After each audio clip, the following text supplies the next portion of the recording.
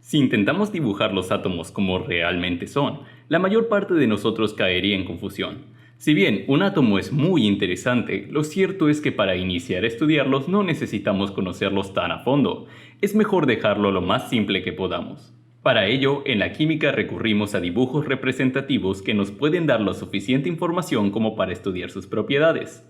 El día de hoy estudiaremos uno de esos dibujos, el diagrama de Lewis.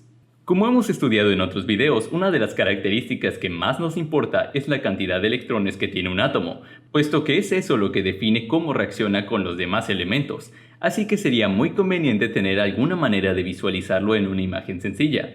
Pero, al igual que al escribir toda la configuración electrónica, dibujar todos los electrones sería muy pesado y poco conveniente, sobre todo tomando en cuenta que los que más nos interesan son los electrones de valencia, es decir, los más externos. Por ello, el químico estadounidense Hilbert Newton Lewis diseñó un diagrama muy sencillo. Solo se escribe el símbolo del elemento y se ponen a su alrededor unos puntitos que representan individualmente a los electrones de valencia. Por ejemplo, pensemos en el carbono. Sacando su configuración electrónica, como explicamos en otros videos, podemos concluir que tiene 4 electrones en su capa de valencia. Por ello, solo dibujamos 4 puntitos a su alrededor. Sencillo, ¿no? Ahora, posiblemente se pregunten si hay algún orden específico para dibujar los puntitos. Digamos, imaginando el caso del berilio, que tiene 2 electrones de valencia, ¿lo dibujaríamos con sus 2 electrones juntos o con sus 2 electrones separados? Lo cierto es que encontrarán documentación con ambas formas. Lo más importante en el diagrama de Lewis, cuando dibujamos átomos individuales, es saber cuántos electrones tienen, pero si desearan una recomendación de nuestra parte, el llenado debe hacerse rotando. Es decir, si elegimos iniciar a la izquierda, nuestro primer electrón iría así. Un átomo de 2 electrones sería así. Uno de 3 sería así. Uno de 4 así. Uno de 5 así. Uno de 6 así. Uno de 7 así. Y uno de 8 así. Les recomendamos mucho aprender esta forma, puesto que se darán cuenta que para muchos átomos la única diferencia va a ser el símbolo. Por ejemplo, todos los átomos de la columna 1 usarán la configuración del hidrógeno. En la columna 2, todos seguirán la misma que el berilio. En la 3, la del boro, y así seguirán. Fíjense que no mencionamos al bloque D, puesto que no es muy común utilizar su diagrama ya que sus átomos son ligeramente más complejos. Además, el helio, como recordarán, es una de esas pequeñas excepciones a la regla del octeto, por lo que puede estar en la columna 8, pero su diagrama será así. ¡Excelente! Ahora pueden hacer los diagramas de Lewis de los elementos más representativos. Pero la estructura de Lewis no termina ahí. También la podemos usar para dibujar moléculas. Una molécula es solo la unión de 2 o más átomos, ya sean del mismo elemento o no. Esencialmente, para poder realizarla, necesitamos seguir 3 reglas sencillas. Para explicarlas, lo haremos con un ejemplo práctico con una molécula bastante utilizada: el agua.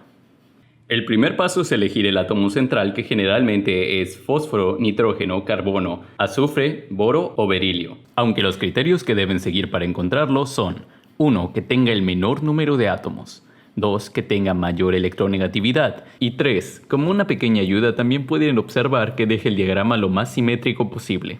En este caso, de acuerdo a la fórmula, tenemos 3 átomos, 1 de oxígeno y 2 de hidrógeno. El átomo central en este caso será el oxígeno porque solo tenemos un átomo. Con el orden que ya definimos, procedemos a contar la cantidad de electrones de valencia que cada átomo aporta. Para eso, escribámoslo de esta forma. El átomo de oxígeno aporta 6 electrones, mientras que cada átomo de hidrógeno aporta 1 electrón.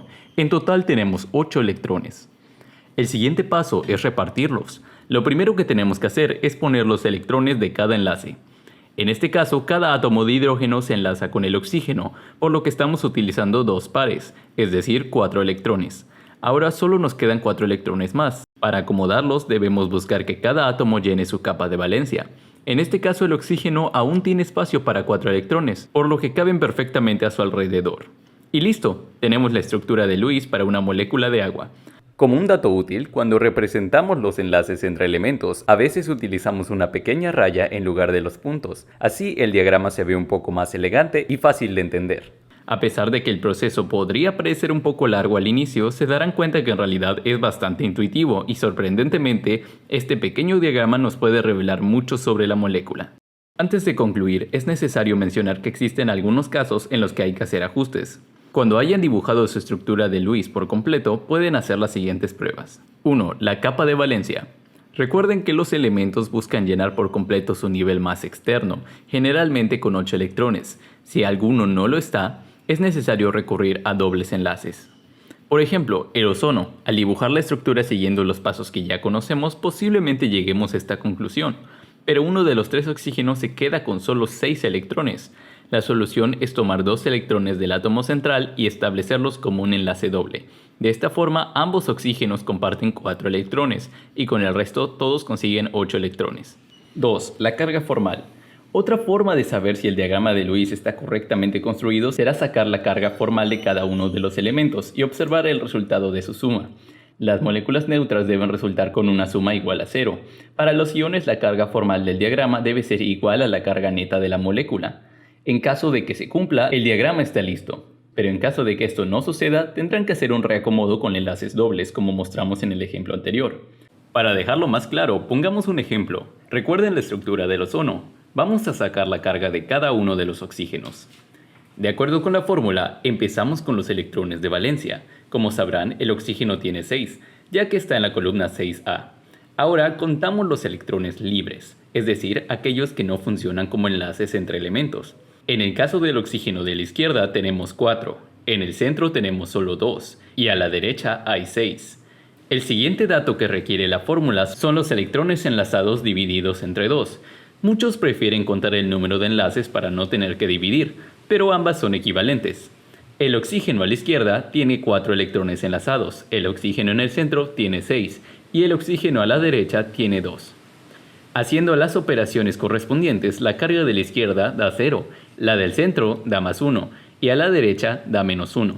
Si sumamos las 3, en total nos da 0, y como hablamos de una molécula neutra, ya hemos comprobado que está bien. Con el tiempo, dibujar una estructura de Lewis se convierte en un proceso sencillo, pero como todo, requiere práctica. ¿Ahora se sienten más familiarizados con este diagrama? Háganos saber sus comentarios. Si disfrutaron la explicación en este video, les invitamos a descubrir más de nuestras cápsulas y miniseries producidas por Canic Time. Cualquier duda, aclaración o propuesta de temas quedamos a sus órdenes. Suscríbanse, denle click a la campanita, dejen sus comentarios y denle like.